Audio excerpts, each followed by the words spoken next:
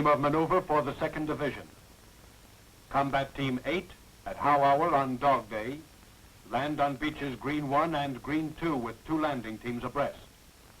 Secure the point between beaches Green 2 and 3 and also the landing point on beach Green 3 for tanks. Direct the landing of companies A and B, reinforced, 2nd Tank Battalion. C, Sugar Mill area. Also the following hill target areas and that portion of the 01 line within its zone of action. Combat Team 6 at How Hour on Dog Day land on beaches Red 2 and 3 with 2 landing teams abreast. C's 01 line lying within assigned zone of action and cover left or north flank. Combat Team 2, after completion of its diversionary demonstration at Tanapag Harbor and upon arrival in the transport area, land on order on beaches Red 2 and 3 with 2 landing teams abreast. Landing Team 2 will come in on the right. Upon landing, Landing Team 2, 2nd Marines, will be attached to Combat Team 6. Landing Team 2, 6th Marines, will be attached to Combat Team 2. Division Reserve, be prepared to land on order.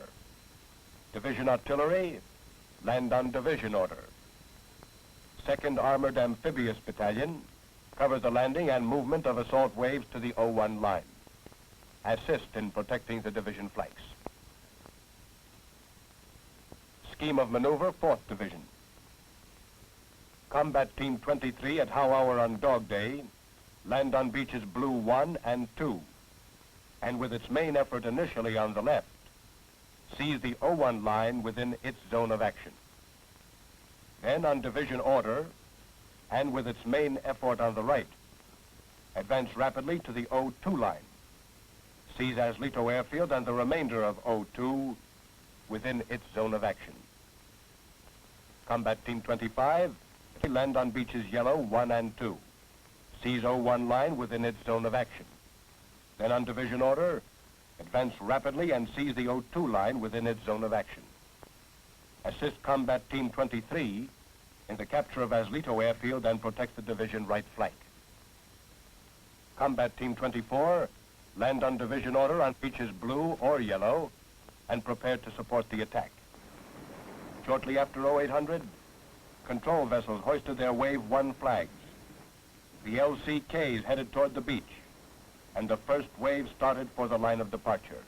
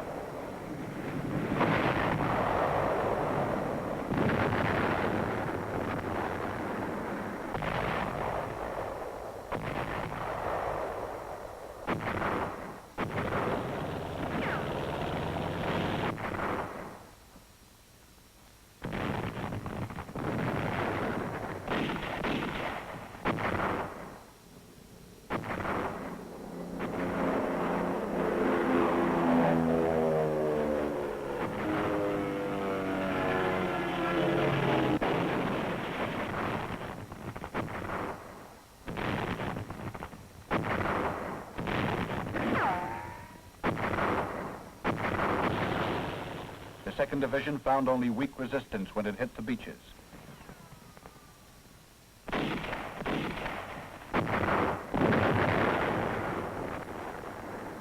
And by 0900 had advanced about 500 yards. Then enemy resistance, supported by artillery and mortar fire, became exceedingly stiff.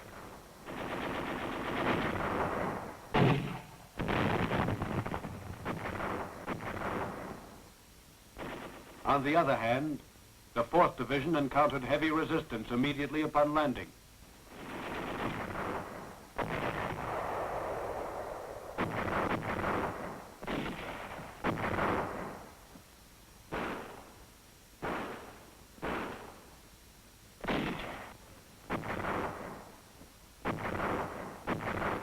Despite the heavy bombardment, landing mines were still a threat. The dangerous areas were marked off and the mines removed. By 0920, the diversionary force off Tanapag returned to its ships and re-embarked. No fires had been received from shore, and no enemy movements were observed.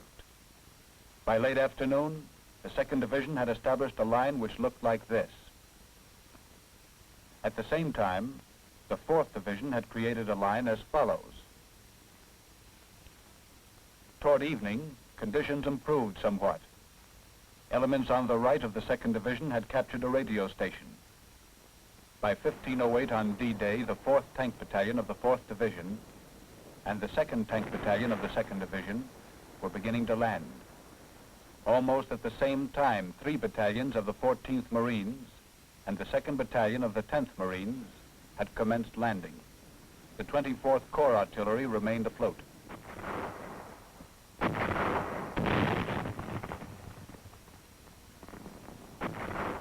Day's end saw the troops firmly established ashore and about 50% of the 01 line secured. To the southeast, about 2,000 yards, lay Aslito Airport, most important single factor in the winning of Saipan. To provide more suitable ground for defense against the expected enemy counterattack during the night of D-Day, elements of both the 2nd Marine Division and 4th Marine Division were withdrawn to this line. The Japs, attacking savagely twice during the night and once at dawn of D+1 day, made every effort to drive us back into the sea. Regimental Combat Team 25 repulsed an enemy counterattack which began at 0430 on D+1. From the direction of Garapan, a Jap force attacked the left flank of the 2nd Division. This nip attempt was smashed with the aid of naval and air support. Another counterattack was launched against the left flank of Combat Team 23. It, too, was unsuccessful. While the counterattacks were being blunted and stopped, Regimental Combat Team 8 was successfully securing Green Beach 3. It also captured the pier at Chalan Kanoa, permitting use of the channel for landing of all types of small craft. Smashing forward in a coordinated attack, the 4th Division executed a pivot movement, which gained it 1,000 yards. Our tanks spearheaded the attack.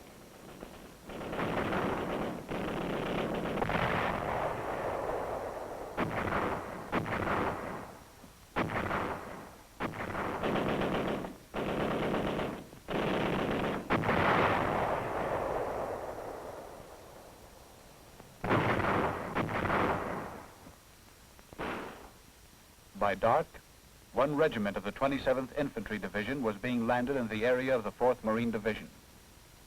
The plan for the next day called initially for the advance of lines, so that space would be created in which to land the remainder of the 27th and Corps troops. With nightfall, the enemy remained true to form. He counterattacked. The major counterattack of this night was thrown against the 2nd Division at 0330. 1 hour later, the Jap attack had been smashed. Our bazookas, half-track, and medium tank fire knocked out 31 enemy tanks in this action.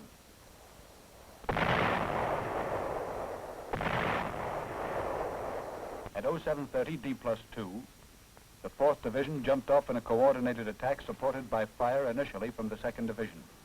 This venture also received air and naval support, as well as continuous artillery support. Movement was slow because of stiff enemy resistance.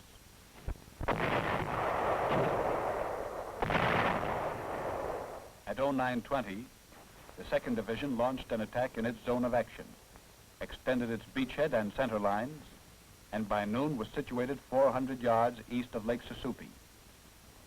After 1200, the 2nd Division, assisted by tanks, advanced more rapidly. Throughout the day, while the 2nd and 4th Divisions hacked out a larger beachhead and extended their front lines, the balance of the 27th Division was in process of landing. 24th Corps Artillery continued in the process of landing until dark, but succeeded in beaching only 2/3 of one battalion. At 1000 on D+3, the 2nd and 4th Divisions, as well as the 27th, which had moved up, launched a coordinated attack toward Aslito Airport. With the exception of a pocket of defense between the two Marine divisions, the 2nd and 4th secured the O3 line.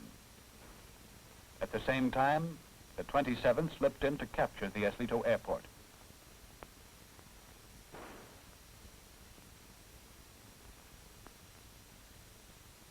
Naval construction engineers commenced work on the strip at once. The first 4 days of fighting had gained for us the complete southwestern portion of Saipan, vital Aslito Airport, and more than 2,000 enemy casualties. Our forward line was as follows. Almost simultaneously with United States landings on Saipan, the enemy determined to contest the issue with all the naval and air power at his disposal. Accordingly, the movement of his major fleet units from southern Philippine waters was reported by American submarines on 15 June. On 19-20 June, units of the Japanese fleet were in contact with the United States Fifth Fleet in a 2-day running air battle west of the Marianas, which marked the first major encounter of the Japanese and American fleets since the fighting in waters off Guadalcanal.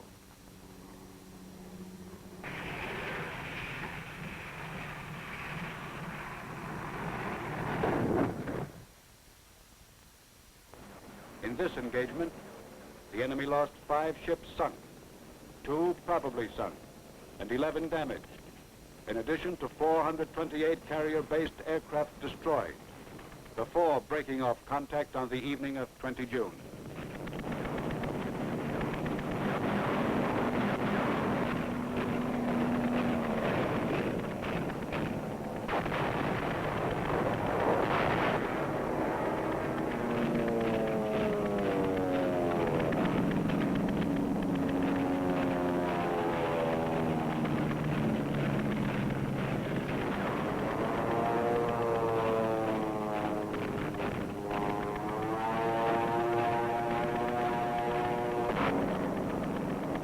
The chief effect of the naval air action, concluded with the engagement of 19-20 June, was to reduce to the minimum the enemy's capabilities of intervening effectively in the Saipan operation by sea and air.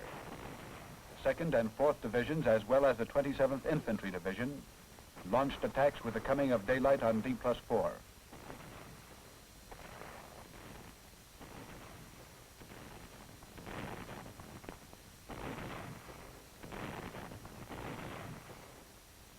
This combined attack drove the enemy to 300 yards beyond the O3 line. At 1700, one battery of 155mm guns was preparing to register and commenced firing on Tinian. At the same time, a serious supply situation was alleviated when several transports of the Northern Task Force returned.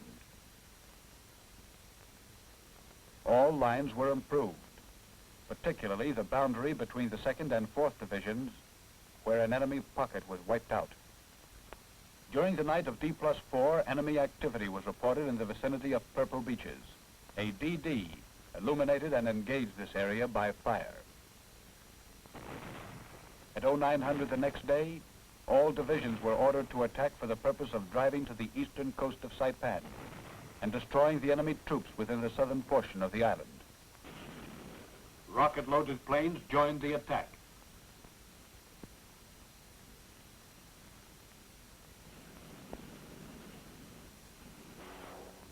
Enemy positions were softened up by intensive strafing and rocket shelling.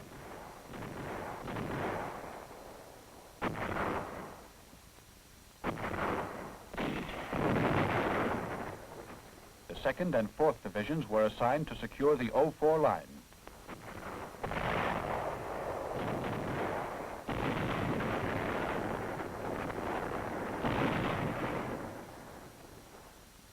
The 27th attacked southward toward Nafutan Point.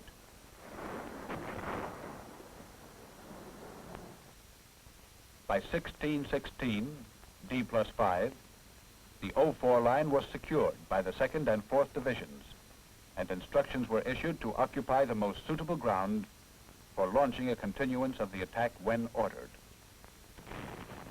The 27th Division continued to advance slowly against the enemy, who had taken up positions in caves and pillboxes situated in extremely rugged terrain.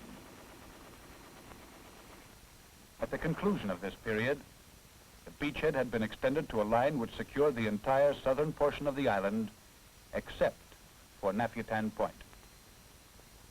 The enemy forces remaining in the Nafutan area were thus trapped and cut off by the 27th.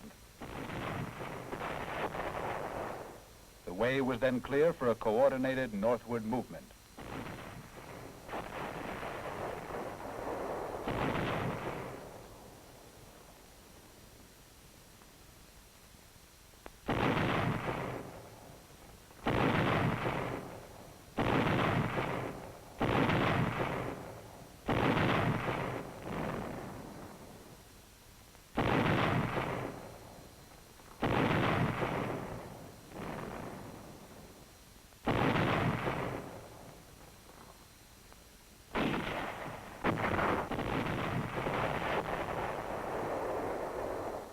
The next 3 days settled down to a vicious, yard-by-yard fighting to clean out enemy pockets of resistance, especially on Nafutan Point, and straightening out of the lines.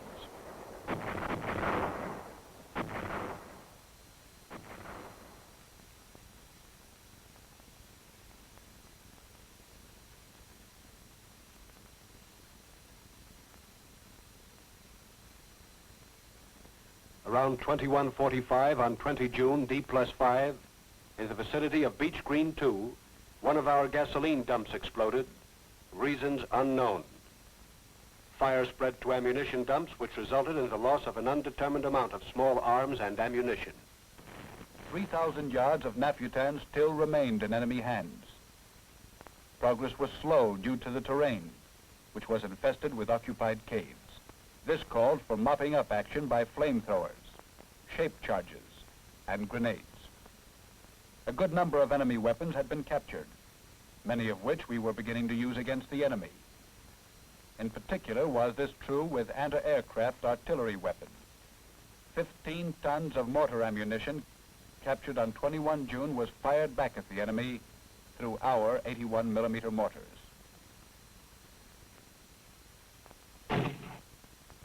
From 0115 till about 0500 on D+7, Saipan was subjected to an air raid by Japanese planes. 13 500-pound bombs were dropped in the area of the 1st Battalion, 14th Marines. Casualties were 1 killed and 4 wounded. At 0600, preceded by an intense artillery preparation of 10 minutes fire by 18 battalions of field artillery, the 2nd and 4th Marine Divisions jumped off and quickly captured the 05 line.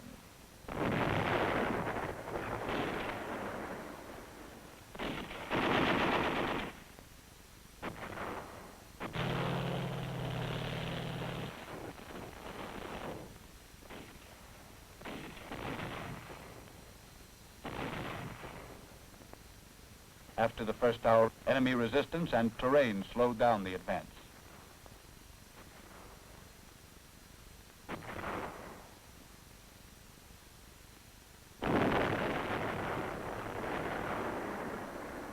At 1000 that morning, a destroyer supporting the 2nd Battalion, 105th Infantry, fired into the command post, killing 8 and wounding 32. 155mm gun battalions were used to disrupt operational use of the airstrips on Tinian, as well as northern Saipan.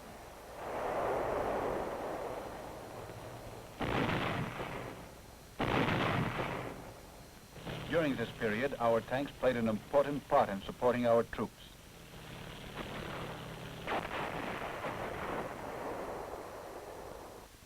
The vital hill, Mount Tipo Pale, was captured by the 2nd and 4th Divisions, while important approaches to the commanding ground of the island, Mount Tapochau, was also in our control.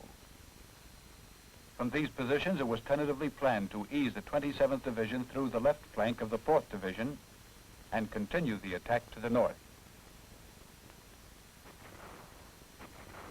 About 60% of the 2nd Division tanks were still in operating condition. The 4th Division was able to employ about 50% of its tanks. The 27th tanks were in good condition.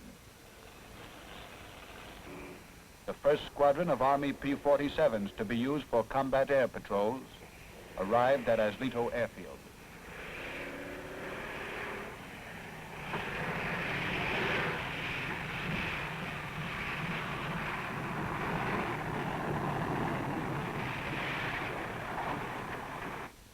On D+8, Commander Northern Troops and Landing Force ordered a coordinated attack with 3 divisions abreast to jump off at 1000. The 2nd on the left, the 4th on the right, and the 27th in the middle. The 2nd and 4th Divisions jumped off on time and advanced about 250 yards in the first hour.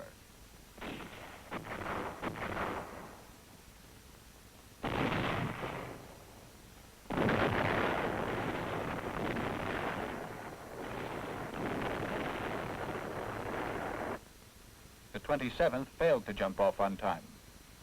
Units of the 27th mistook supporting units of the 4th Division, which was stationary, for the front lines. A delay was caused.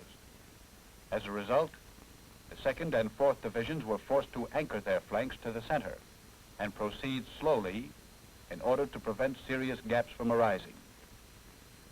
Thus, the attack was not coordinated, confusion resulted, and little advance was made during the day. Preparations were made for an attack the next day, in which the same objectives were reassigned.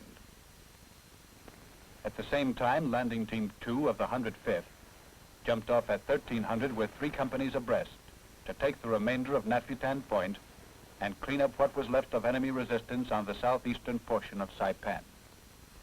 23-24 June, D+89.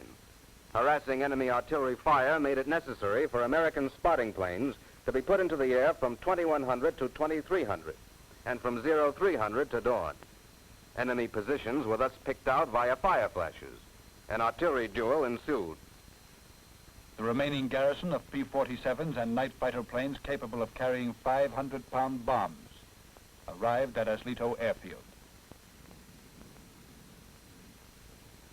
From about 0445 to 0515, enemy artillery shelled the area of the 10th Marines. The Fire Direction Center was hit, killing the executive officer, wounding the R2 and R3, and disrupting artillery communications.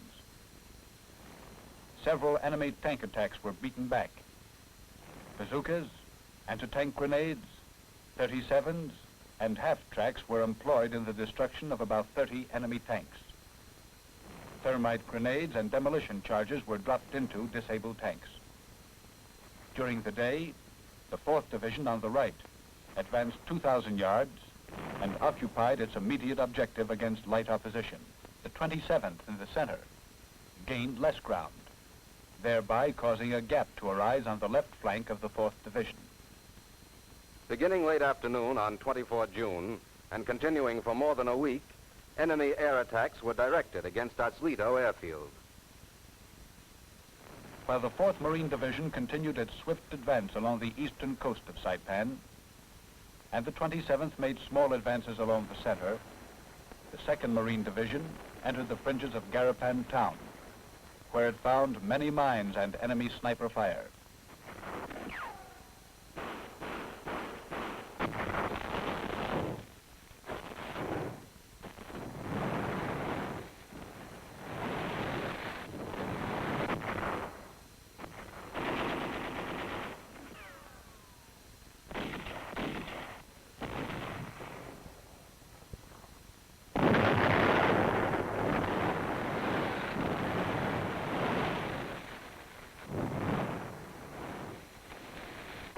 The 8th Marines advanced over rough terrain and captured Mount Tapochau, commanding ground of Saipan.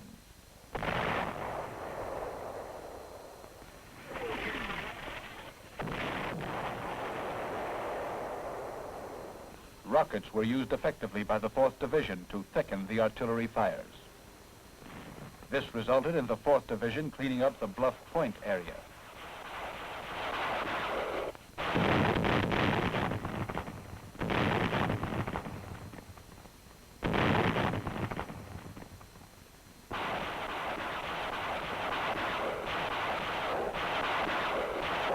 Capture of that point narrowed the front considerably and pinched out the 4th Division. Aslito Airfield, despite being rocked by enemy attacks from the air, was consistently used by our fighter craft. During the morning of D+11, 33 of our fighters, loaded with 500 and 1,000-pound bombs, took off from Aslito to strike at Tinian. The end of the day saw improved positions along the line, and about half the area of Saipan in our hands.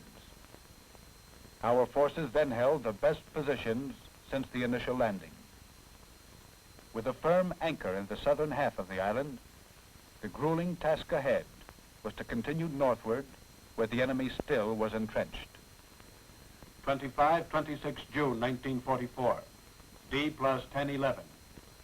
At 21:05, condition red was flashed at Aslito Airfield. Enemy bombs dropped on the northeast corner of the field. No planes were damaged, but personnel casualties were received, and a small fire started in one building. Several other raids occurred during the night. At the same time, enemy ground troops armed with 50 caliber machine guns and 20mm pieces raided Aslito Airfield. All available engineers and CBs on the spot defended the field. About 07:35, the situation was reported well in hand. Sweeping up from the as yet unconquered Nafutan Point, the enemy attacked Hill 500. Inasmuch as the 25th Marines of the Northern Troops and Landing Force Reserve had made a wise selection in the occupation of an assembly area on Hill 500, the enemy was repulsed with 400. Just period, the railroad between the piers at Beach Blue 1 and Aslito Airfield was placed in operation. At 06:30 on D+13, the 2nd Division and the 27th Infantry jumped off to the attack. The 4th Division held its position, awaiting the advance of the 27th on its left. It supported the advance of the 27th by fire.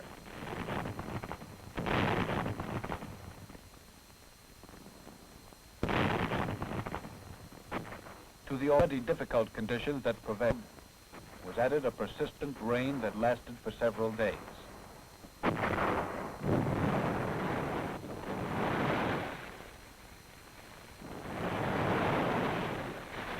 While the 105th Infantry at last took possession of Nafutan Point,